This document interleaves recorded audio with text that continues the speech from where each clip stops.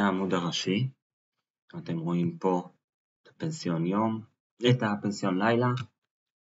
פה אתם רואים את הלוז של כל השבוע, את כל החודש שלכם. יכולים לראות מתי כלבים נכנסים, מתי הם יוצאים. לחיצה על אחד מאלה מקפיץ אותו פה. אפשר לראות אותו, אפשר לפתוח, לראות אם יש עוד שירותים נוספים שצריך לקיים, לראות הערות, לצפות בלקוח, לערוך את האירוע, לבטל את האירוע, להוסיף הערה, להוסיף תווית או לשלוח הודעה בוואטסאפ, ניגע בזה.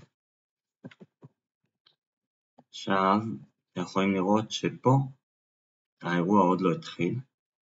במידה ואנחנו רוצים להתחיל את האירוע, אנחנו יכולים פשוט ללחוץ. בעצם כשהכלב הגיע אנחנו לוחצים, ואנחנו רואים שהוא היה אמור להתחיל ב-28, אבל היום זה ה-16, והאם אנחנו רוצים להתחיל בכל זאת.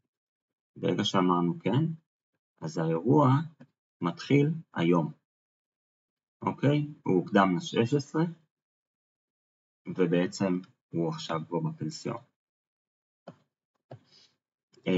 אנחנו רואים את התוויות שיש על הלקוחות, אנחנו רואים את התוויות שיש על הכלבים. במידה ויש עוד תוויות, אנחנו פשוט לוחצים ואנחנו רואים את התוויות.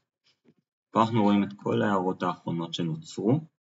אנחנו רואים מצד שמאל של המסך את שם הלקוח, במידה וזה אירוע אז מתי האירוע ואיזה אירוע, ובמידה וזה כלב אנחנו נראה גם את שם הלקוח וגם את הכלב.